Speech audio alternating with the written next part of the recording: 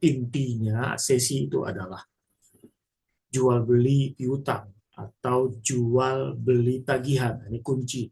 Sehingga dalam praktek kekinian sesi itu semakin luas diterapkan. Dulunya sesi ini sebenarnya termasuk ke dalam juga adalah fidusia. Sehingga sesi itu terkesan lebih luas. Sejak lahirnya Undang-Undang Nomor 42 Tahun 99 tentang fidusia, maka sesi ini menjadi tersendiri, terpisah dibandingkan dengan sesi ini. Kali ini kita akan membahas sesi Bapak Ibu rekan-rekan semua.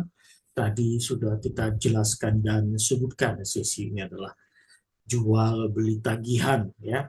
Dan dalam praktek ternyata sesi ini juga berperan penting tatkala sebuah kredit di perbankan di mana seorang debitur yang wan prestasi yang sudah memenuhi syarat oleh perbankan untuk dianggap kredit macet, maka solusi satu-satunya dan salah satu solusi bagi perbankan untuk menutupi kredit macet yang terjadi di suatu bank adalah dengan cara sesi. Sehingga dalam praktek kekinian sesi ini menjadi pilihan yang sangat populer bagi sebagian perbankan.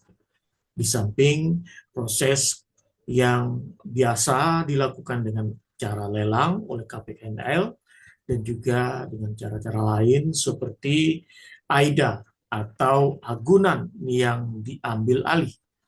Jadi proses sesi ini adalah proses jalan keluar yang mungkin ya terbaik. Kenapa? Karena di dalam sesi ini dimungkinkan siapapun pembeli yang berminat dengan objek yang macet ini, yang tidak ada tanda-tanda dari debitur untuk menyelesaikan, sehingga kategorinya termasuk kategori macet, maka bank menawarkan kepada siapapun untuk membeli objek jaminan, sehingga bagi perbankan ini menjadi jalan terbaik. Sehingga bagaimana langkah-langkah sesi itu yang dalam praktek sebenarnya yang kita lihat Bapak Ibu rekan-rekan semua yang sering terjadi, yang pernah terjadi adalah ketika sebuah bank yang menawarkan objek yang macet tadi dibeli oleh pembeli, maka dia membuat pertama kali adalah perjanjian sesi. Ini yang dilakukan pertama kali oleh pembeli terhadap objek macet, agunan macet yang dilakukan oleh debitur dalam suatu kredit di bank, maka dia melakukan perjanjian sesi. Ini yang terjadi ya, atau dijual beli tagihan. Jadi artinya bahwa debitur pembeli ini masuk kategori sebagai kreditur baru.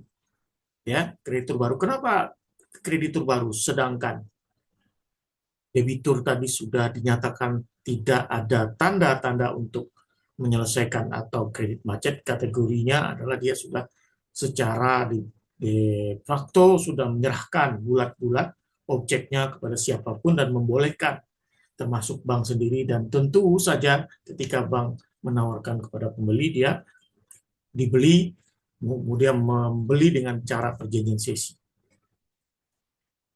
Jual beli tagihan, ya, jual beli hutang oleh bank sebagai berpiutang dijual.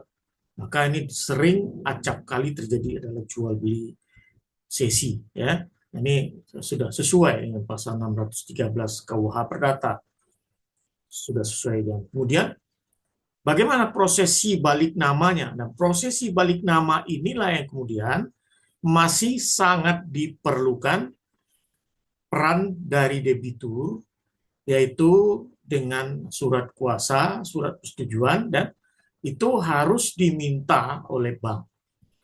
Jadi kalau pembeli sudah tertarik membeli suatu objek macet atau agunan yang kategori macet, maka bank harus menjembatani pihak pembeli ini ke pihak debitur agar prosesi peralihan hak balik nama dari debitur yang macet tadi ke pembeli baru atau kreditur baru itu menjadi sangat mudah diterapkan. Nah, jadi ini yang kunci dalam praktek yang kalau kita notaris menemukan proses ini, misalnya mungkin sebagian kita ada yang menjadi rekanan perbankan ataupun tidak, tetapi setidaknya kita memahami, mengetahui bahwa proses ini adalah proses yang tidak persoalan, karena tidak bisa dipersalahkan suatu bank mencari solusi jalan keluar agar kredit macet tadi tidak berlama-lama